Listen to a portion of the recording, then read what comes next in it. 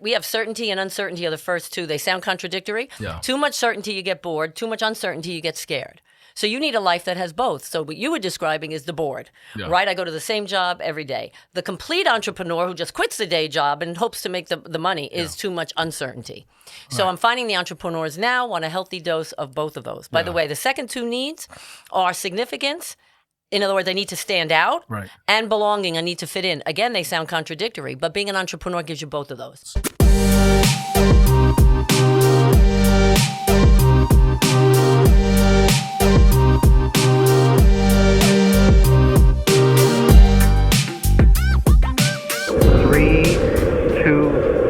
And liftoff. Hey everybody, welcome to this episode of MissionCTRL. This is your host, Ramon Peralta with Peralta Design, and we launch brands. And we have someone very special to us that has returned to grace our studio here. Please help me welcome Flory Hiatrides, right? From Awakened Events. That was dramatic pause. It was good. Yeah.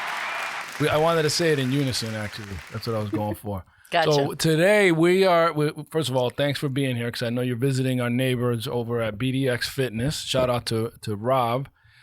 Did want to introduce Jorge, who's on the soundboard. How's it going, everyone? Yes, and our man Kev will return soon. He's making good progress. He's home, so we're so happy about that. So happy. Yes. So today for our entrepreneurs, this is all going to be about the entrepreneur mindset. You know, because that's all we hear about now is like these accelerators, these programs that are on the rise. And in particular, we know that when we're in uncertain times as we are, and there are a lot of layoffs, people end up, they can't find jobs. They start businesses. That's how we started. And we're dedicated to helping them as you are. And I'm looking here at your mindset monetization. Monetize your business with an entrepreneurial mindset. Let's go there. How cool is that? So I've made entrepreneur a verb now, right? I say that people are entrepreneuring because there's so much action involved in being an entrepreneur. And most people, whether they have a day job or not, everyone's looking for something else to do at night or on the weekends to not just make more money, but have impact, right? So it's about both of those. And Ramon, everything that I do, everything that you do is as much about what you think about as to what you do. So all of the retreats and offerings that we have combined the mindset component with the business component. So mindset monetization is a soft word, mindset, or spiritual, ethereal word with a concrete business word, right? Monetization. So I think it's important for people to realize you could have a great mindset, but without the business skills, not so much. And if you have the business skills without the mindset, not so much. Although if you have the mindset, technically you'd be on the path to finding the business skills, right? So if you had to pick one, I'd want the mindset. Right. Because that will send you in the right direction to acquire all the skills that you need. Right. And what's this with the side hustle, the rise of the side hustle? Has it always been there, or are you just seeing people having more of them now, like multiple side hustles? No, I think it's the rise of the virtual workplace, the rise of I demand to be happy, post-COVID and post, driving to the city 5 days a week, that's over. Right? People are home. They're done working earlier. They have a whole evening. They don't have 4 hours of commuting. So I think we've seen this very slow turn and transition. And as I mentioned to you before, some people have a side hustle and a day job, but some people just have 4 part-time side hustles. To equate a full salary, if you will. I was actually at Aquila's Nest Winery, shout out to them in Newtown, last night for an event. And I was talking to the bartender who I had never seen before. He goes, this is my 3rd job today. I worked 6 hours at 3 different jobs, and they were all on par. So it wasn't like one was a side hustle. Right. They were all a third of his life. But one of them must be getting his benefits if he even had, or one of them is it just... A lot of benefit providers are out there now for people with these conglomerate businesses. Right. And the number of hours is very malleable. Right. So they will come up with 40, 50 a week of hours, but they're combining and creating, and they're on the go, and they're exciting, and they're not in one place. I love it. Yeah, I mean... I'd have to do that if I had it. You would survive one way or another. And I think a lot of it too is survival, but it's also the excitement, doing something different. You're not doing the same thing every day. Like the idea of making a widget for 30 years and then getting a gold watch, like we're just not seeing that. No, and you know what we're finding out? they're going back to the office 3-4 Yeah. days a week. People Yeah. aren't happy. Yeah. They're not happy, and you cannot just turn the clock back. Unless you work at PD, then we're happy. Right. Yeah. Which is creative. Yeah, and Right. we just get to help so many different kind of businesses here that it keeps it interesting. It's not like even as a young designer, I had opportunities to work at like a motorcycle magazine or something like that, which I thought would have been cool. But I kind of realized, like, do I want to be just day in day out motorcycles? You know, it's like mundane. It gets dry, and I think we never know who's going to call us or reach out to us. And we're in this space where we're helping people launch. You know, I was at the Bridgeport Accelerator. They're everywhere, but there's one in Bridgeport running out of UB.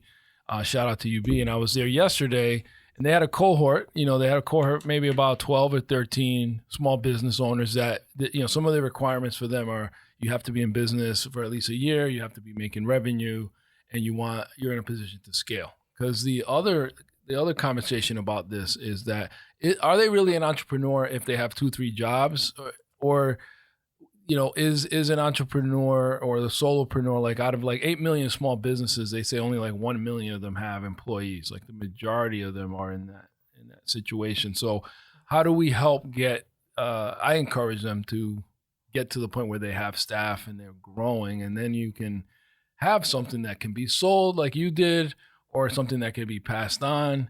But you know what's interesting is What mindset do you need for that? Well, you and I built businesses so that Yeah. inevitably maybe we transition out of them so Right. we can be where some of these people are now. In other words, maybe they don't need to build and sell. You know, in other words, maybe For them, it works. for them it works. They have creativity and independence. I talked to somebody the other day and they're like, so you finally have independence, Flory. I have it now. Yeah. And I'm like, that's very true. So if Yeah. you're making enough income and impacting people to the best of your ability, maybe you don't need to build a big company. Yeah. When you ask me about what's a definition of entrepreneur, I don't really know anymore, but I do know that I talk about multi-passionate people and having the entrepreneurial spirit. And I think there are many, many more people now who have the entrepreneurial spirit, Yeah. whether they own their own business or have employees or not. I think we even want our employees to be entrepreneurial. Right. Right? I think that's part of retention, right? Do you Jorge? think that you have entrepreneurship goes hand in hand with leadership to a certain degree, where I think you have the people who have the mindset that want to either lead their own path, right? There are the people who say, I don't want any of that. Just tell me what to do, where to go, and just give me, I want to unplug when I get home. right. You give me the orders and I will do them. And You know, Jorge, though, I think there's less people that way now. I Right. think in the old days, there was a lot more of tell me which direction. That's a mindset. It is a mindset. It's completely shifting. I mean, listen, the fact that we're talking about mindset and every conversation I have, whether they're farmers in Africa, the entrepreneurs in Cuba, Which we're going to talk about. right? For people to be talking about mindset with African farmer, I mean, it's everywhere. The mindset concept, everyone knows now that you reap what you sow, but if you're not sowing with a different kind of mindset, you're not reaping, right? It is the difference between success, even financially maybe, and complete happiness in every aspect of your life. Yeah. I mean, I remember my dad telling me that, you know, he worked in factories and he got bored of it. He became foreman. This is a guy with no education, but he worked in factories back in the day. And then he's realized, like, getting bored of this, I'm going to fix cars in the backyard for people. So that was his side hustle.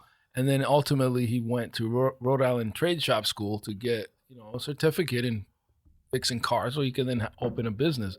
But it stemmed from like, okay, I'm in this job. And maybe a lot of us are ADHD, or there are some commonalities amongst folks that like they just can't sit still, you know, or their mind is racing. They master a job and then they're saying to themselves, "What's next? What's next?" Well, you know, this ties into the needs, right? There's 6 basic human needs, and they're in a pyramid. So you don't go up the need pyramid until you fulfill the bot. In the old days, whatever those were, we would just survive, right? Like just get food on the table. You can't worry about happiness Bring and home the bacon. self-actualization. Right. Bring it home, fry it, and call it a Cook day. it in a pan. Right. Women. Anyway. happiness and the workplace weren't ever those two That was a roads classic probably commercial, never by the would- way. I know that's my dating myself. But now, you know, the 6 basic needs, like we have certainty and uncertainty are the first 2. They sound contradictory. Yeah. Too much certainty, you get bored. Too much uncertainty, you get scared. So you need a life that has both. So what you were describing is the bored, right? I go to the same job every day. The complete entrepreneur who just quits the day job and hopes to make the money is too much uncertainty. So I'm finding the entrepreneurs now want a healthy dose of both of those. By the way, the second two needs are significance. In other words, I need to stand out, and belonging, I need to fit in. Again, they sound contradictory, but being an entrepreneur gives you both of those. I create a community around me that's fit in, but I'm the owner, I'm the entrepreneur, I stand out. And then the last two needs are growth and contribution, and being an entrepreneur lets you do those. In other words, I got to constantly grow because I have to learn to keep my business, and I'm contributing back to society. So if you have those 6 needs, you have happiness. In the old days, we just worried about 1 or 2. Yeah, and I do want to bring up a point. Jorge, is my right hand. He's been here forever and a big part of our growth. But there are elements to his job that are entrepreneurial that kind of scratch that itch. Like he manages our Space Host, which is our web hosting arm of the company, right? And I think it's important because you're going to go visit, you visit other businesses where there's a higher turnover. And depending on the industry, people can come in so that they can, quote unquote, learn the business, but their end goal is open their own. And then there are other businesses where retention is not so much of a problem because there is this entrepreneurial spirit or incentives for the employees so that there's a sense of ownership, which I think is super important. And we're not even going to get into the social cause aspect, which is important too. Let's stay focused on the entrepreneurial mindset, but there is a benefit of the benefit of retention with your team if you can inject that entrepreneurial spirit within your company. It is, and turnover is expensive. Yeah. Right? I mean, hiring and training and educating to lose someone because you're not scratching that itch, as you were saying, is almost illogical, right? For the main entrepreneur, because not everybody maybe wants to be the one in charge. And that's what I was saying but before. They want some energy and they want some creativity. Some freedom. Right. And if you give them that, then they're going to... And potential. Soar. Yeah. For sure. Absolutely. So I think it comes down to a thing where there are when you talk about entrepreneurship, there are the people who are going to want to be the people who sign the deal or figure out what the next project is. They get a rush from it. Exactly. That's their whole thing. Like, okay, how can I, I'm going to sign this deal on the golf course, or I'm going to, negotiate whatever the broker deal between a couple different brands. And then there's the people who are like, I don't want to do that part, but I would love to come up with some idea that sells, I don't know what it, my own merchandise brand, some sort of widget that, that people need. They like that aspect of it. So I think lanes. Exactly. But I think we've gotten to this part where we live in a society now where there's more opportunity than ever before. So you're seeing people try to reach out and branch out for that dream because the opportunity, the technology, it exists in a place it never has before.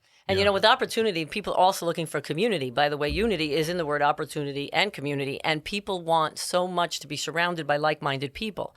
So if you get too high on the mountain and you haven't worried about that, then you're at the top of the mountain by yourself, right? And the other thing I wanted to mention is we all want to live a life by design, not default. And that's what we're really teaching. Even the young people, we're working with now, the youth, right?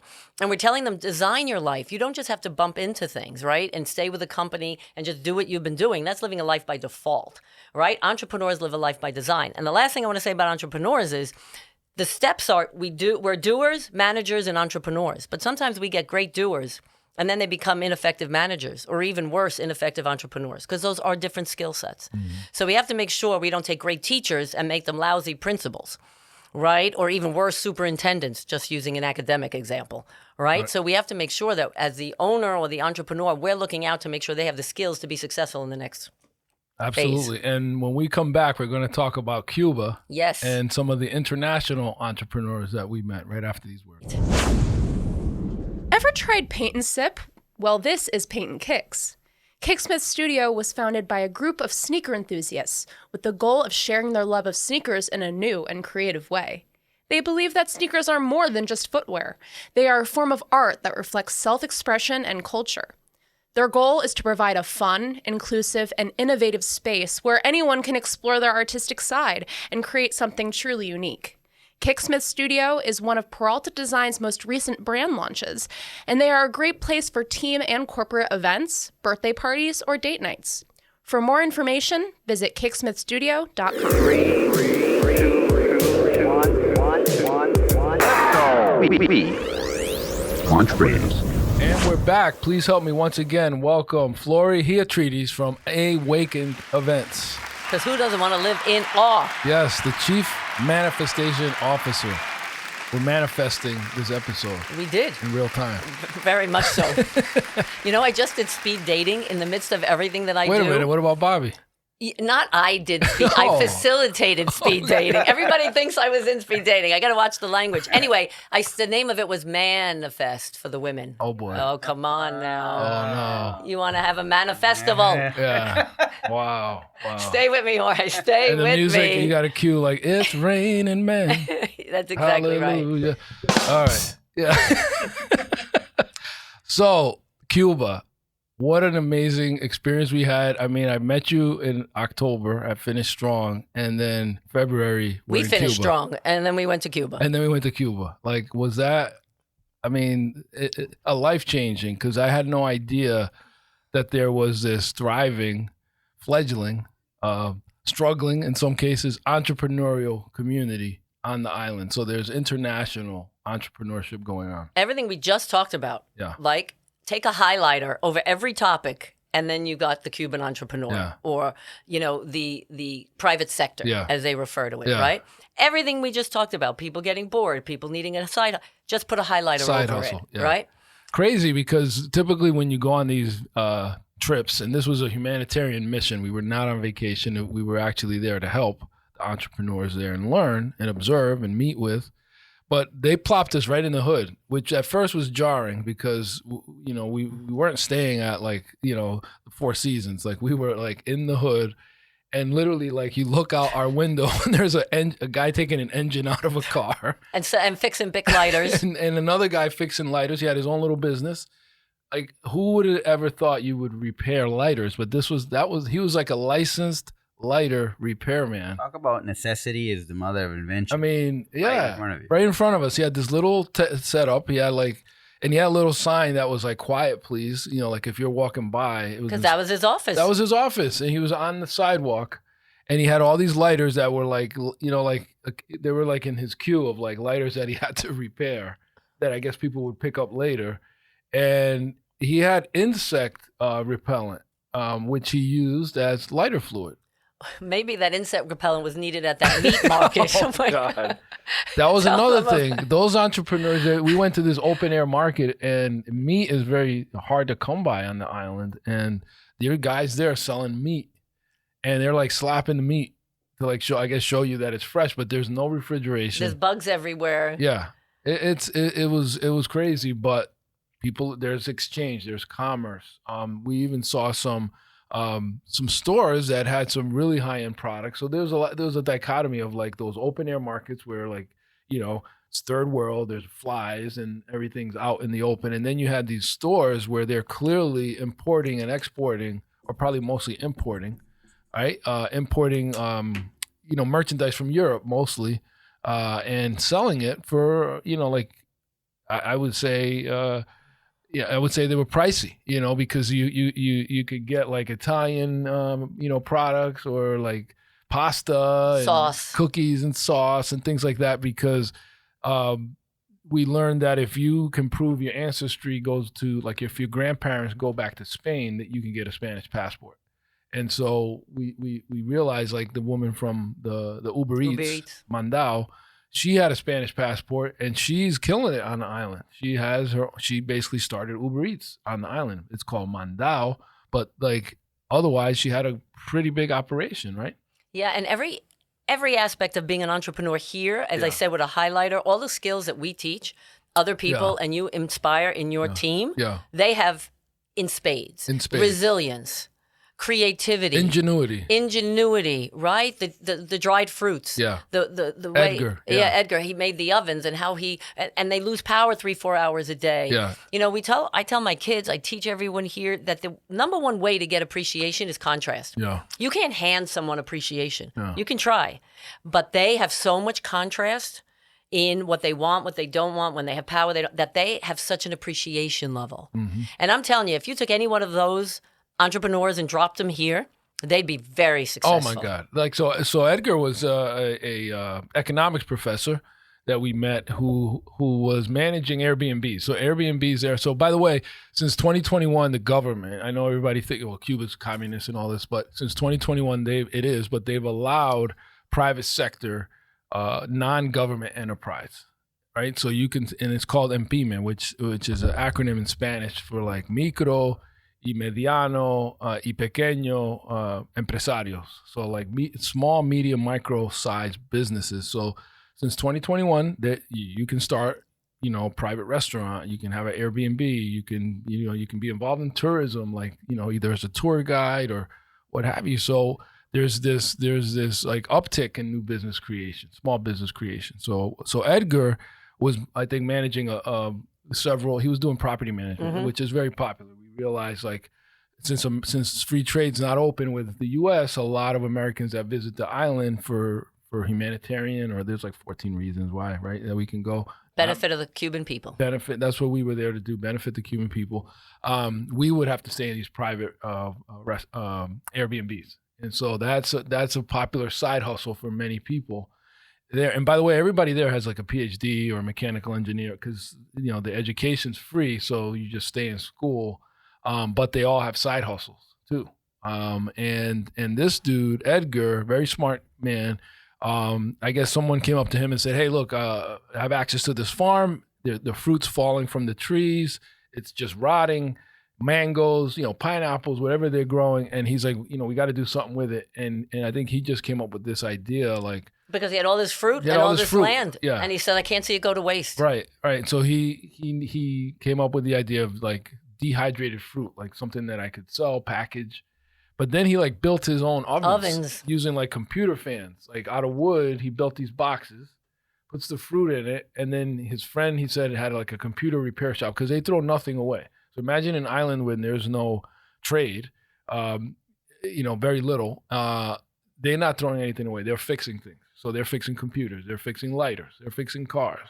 You got cars there from the 50s. That are still running, but it might be a Chevy, a Bel Air, but it might have like a John Deere tractor engine in it or something. Who knows? Like they figure out a way to keep these things running. So he built these boxes and used computer fans to like dry the fruit, and he has a successful operation now selling dry fruit. And all of them, including Edgar, they were so excited to see us. Yeah. Right? Yeah. And to hear how we are, because they don't have a lot of like-minded community. Right. Right? They're few and far between. Right. The resources, access to capital is very difficult there. The folks that I felt like were doing well had either the Spanish passports, or they had folks in Miami, or they had a Canadian passport for some reason. Like, the resourcefulness really in this fortitude and this pride. Like, none of them that we met were like, I can't wait to go to the US, so that's my goal. It wasn't. It's like they love their country, but they're just trying to build a business. They're trying to survive. They're trying to do better for their families. It's like, I don't care where you go in the world, like, everyone wants to do right by their families. It is such a common thing, because we asked them, right? Is this a means to an end, a means to leaving? And they were like, it's a means to bringing more back here. Right. Like, it was really kind of very beautiful. Right, It was very inspiring. Right. And the word I used every day when I was there was irony. Yeah. Right? A communist country with an incredible private sector. Yeah. Educated people waiting 6 hours in line to get food rations. Right. Right? They have people they hire called liners that wait in line who have PhDs, because everyone is so educated. It's insane. The guy fixing the lighters could talk about nuclear physics. I mean, the irony was so... I did not expect to find such a cultured, educated society. Yeah, and Ali, who was our guide, he imported a van from China. He had a brand new van that picked us up and drove us around. But he was a mechanical engineer, by education, and now he was starting to build up. Like, he had other drivers around the island, and just so resourceful. There was another one that there was another business owner I was trying to think of that we met. Of course, the other economics professor, talking about just the amount of people that have left the island, and I think they know the private sector is the way that people will stay. Yeah, if they build that up, right, there'll be an option. Exactly. I think the goal is to stay. They need to do better. But I was fascinated in finding out and meeting with Auge, which was a marketing company like ours on the island. and they were working with entrepreneurs and they were working with small businesses, and they don't have. Another surprise observation was like, it's not like North Korea where like they can't access Instagram or Facebook. Like a lot of these folks are on Instagram and Facebook, so they have a social media presence, and they're trying to cultivate the spirit of entrepreneurship on the island, which I think, like it is here, is the source of new job creation and growth and kind of the backbone of any economy, I think. Yeah, when we came home, I reached out as you did on social media, many, and they all responded. Yeah. When are you coming back? What can we do? They want to move forward. Yeah. Like with anything, and especially there, lots of extra red tape and lots of extra hoops to go through, but we're getting there. Yeah, so you got some upcoming events that's geared towards entrepreneurship. I do, because I do believe whether you're starting your own business, everyone is going to succeed with the entrepreneurial spirit. So June 22nd, we have a full day Awakened events at my home, as well as August 3rd, and then a full weekend, October 3rd to 5th. So come join me in awe, because entrepreneuring is the verb where it's at. And so the boat is out? The boat is in. The boat is in, and the kids are home from college. What's that mean? That means the weekend is not until October. Okay. But the full day events are now. So the twins are home from Miami and the house is rocking. All right. So how do people sign up and learn more? Just either call me, text, or go online. It's awakenedevents.com, or should I give my number? It's up to you. Sure, 914-844-6090. Join me in awe. Yeah, we'll see if Benito hears this episode. Oh, he'll be... He might start texting you from Cuba. And you can help me educate the youth, because that's a new project that we're doing. I love the work you you're saw doing. those pictures. Yeah. They came to the house. Some of them had never been to a lake or the pool or the boat, and it was actually hard getting them to leave after 8 hours. Like, it was unbelievable. Talk about awakening, just opening your perspectives and your horizons to see what's possible. We did half-day content and then half-day activities with the boat and games, and talk about those kids. They have entrepreneurial spirit as well, so we will work it on their mindset. Excellent. Flory, thanks for being on our show. Anytime. All right, everybody. Thank you for listening. Please like and subscribe. I hope that you will share this episode with your fellow entrepreneur community. Thank you once again. This is Ramon Peralta with Peralta Design, and we launch brands.